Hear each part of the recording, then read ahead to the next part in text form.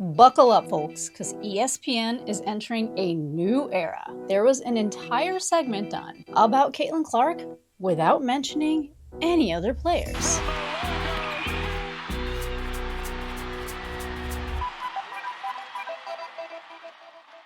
A lot of people say that Caitlin Clark moves the needle. That is wrong. She is the needle. She dictates. We all know what she's done on the floor. It's history, right? But off the floor, my goodness, she and the Indiana Fever accounted for 45% of all the broadcast value of the WNBA last season. She accounted also for helping drive the numbers of merchandising up 500%. Of course, her jersey was #1. And most importantly, I think people look at this and think she said no. That's not the case. She said she wants her first competition to be an Indy at WNBA All-Star, which to me is huge. People don't see the numbers below. Like the economic impact, 36 million she drove to Indianapolis just by showing up as a rookie and making history. And so I understand her point of view. She wants to probably let other athletes shine. And she gets what she also says, like it's like earned, not given. There are previous winners that should have an opportunity to probably compete. Alicia Gray is the reigning WNBA three-point contest champion, the same way that Sabrina Ionescu entered the competition after winning in 2023. There are other people that can use that spotlight to compete as well. So I think Caitlin, she moves because she knows people follow her no matter where she goes, and she's very strategic about dictating where her value is. I'm detecting you don't agree, Stephen A. His stare always is detecting like he doesn't agree. But check this out. You're detecting wrong. I do agree with her. Look at their faces. I do. Okay. I am just disappointed in some of the points she negated to bring up. So I'm going to bring them up. Perfect. Okay? All right. First of all, touching on the points that you brought up, let's throw out some numbers here, okay? When you're talking about the 2024 WNBA All-Star Game on ABC, it was watched by an average audience of 3.4 million viewers, making it the largest audience ever for a WNBA All-Star Game. That's number one. Number two, the 2024 NBA All-Star Game in Indianapolis drew a disappointing rating. They were averaging about 5.5 million viewers across TNT, TBS, and other places.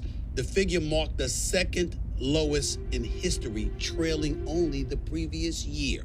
Okay? So that's what the state of the NBA is. The other point to be made, that three-point contest between Ionescu and Steph Curry had peak viewership of 5.4 million from 10 to 10:15 p.m. Eastern Standard Time. The event was the most watched NBA All-Star Saturday night in 4 years. Why do I bring all of that up? I totally applaud what Caitlin Clark is doing. She's putting the WNBA first. She's saying, we matter first to me. We should matter first to the ladies. I'll make an argument. Considering the lackluster effort the NBA players have been given during All-Star Weekend, they should matter more, period. It's a travesty what has happened to the NBA. I'm going to say this, Elle, and I've said this before. You may not have seen me say it. I know Shanae has seen me say it. These guys play harder in summertime when they're working out than they play at All-Star Weekend. How inexcusable is that? So I think that the All-Star game from last season that the WNBA played, where it was Team USA versus the All-Star team, made such a big impact on the way that people view and want to view All-Star games. It was so competitive. And I think that when people saw this, they started comparing it to the NBA kind of like clown. Oh, all right. Clown show is kind of a harsh word. Not clown show, but there's no fun element of competition in the NBA All-Star game. And with how much scrutiny the NBA is getting this season, I think that they are looking for anything to make these ratings go up. And I made a whole video about this yesterday on why I think that Caitlin Clark did decline the NBA All-Star Game three-point contest. And in a nutshell, I think she's trying to grow the WNBA. And I think the point was stated here as to what Chiney and Stephen A. Smith said.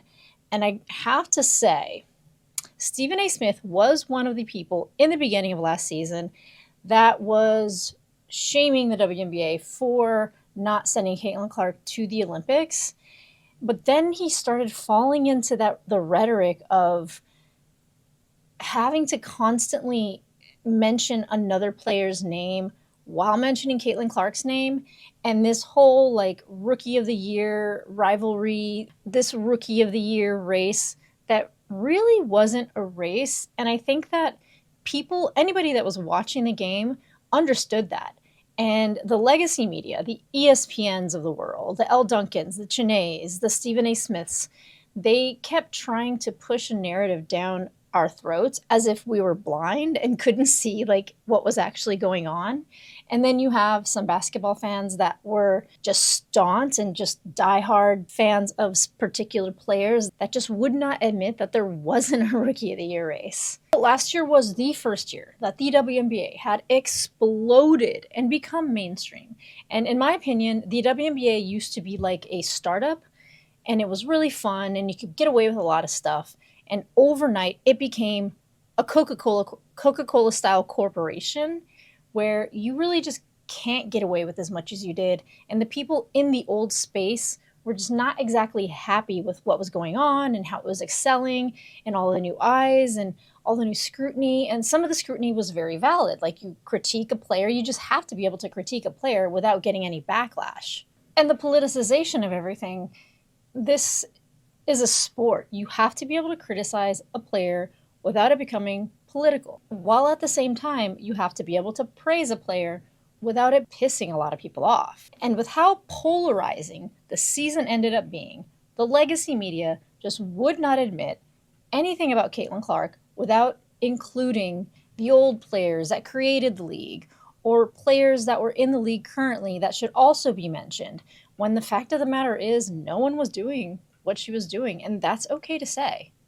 But there does seem to be a changing of the guard in how people talk about the WNBA, because the old WNBA media, they seem to have a lot of favoritism for their players, and a lot of new fans were calling this out and being like, hey, what the heck? Feeling the need to be more defensive, therefore creating more polarization, more arguments, more, especially online, debate. But I think as the time went on, Caitlin Clark was quiet. She did not clap back at any of the hating. The people that did clap back really just ended up looking bad in the end. Whether or not they had valid points or not, in this sort of a space, you can't just respond to everything and everybody, because there will always be someone that disagrees with you. I see it in my own comments, even in my previous platform, like no matter what I said, there's always somebody that's going to disagree with me. There's always going to be somebody that calls me delusional, even though I try as hard as I can to keep my talk about the basketball.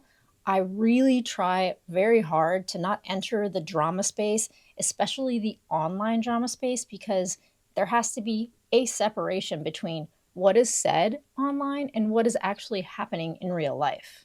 And that's hard sometimes. I really don't envy that, because let's just say I get like 200 positive comments and one negative one. That one negative one sticks with me, believe me. And they're young. They're like 22 to 28 to 35. Not that that's young, but still, a lot of these players are very young. And I don't believe that the WNBA really supported the media training to be able to respond to this type of scrutiny. And I don't believe that the old WNBA, old guard media understood the shift in the tide and what a seismic shift it would be. And I think that people like ESPN that really weren't in the space previously because it did not have enough eyes to cover, understood how to cover it as well. And they were just kind of following the tides of the polarization, and it got clicks, and so they ran with it. And I don't know if anybody else has noticed, but just in the world in general, I think people are just kind of sick of the arguing and the fighting back and forth. I mean, I am totally sick of it. Like, I wish that basketball could be what it is. And I know a lot of people do disagree with me, as a lot of people see the WNBA as being an activist league. But I see the WNBA as a sport that brings people together. And that is what I love about sports. I love all sports. I love so many sports. I was very into F1. I was really into the NFL. I kind of got out of the NFL for a while. But there were points where I was like obsessed. And I have been in the sports atmosphere, like covering and making branded content about multiple sports. And all these athletes, no matter what their backgrounds are, they all seem to get along in that way. And to bring such a division to such a beautiful thing that brings people together is kind of sad to me.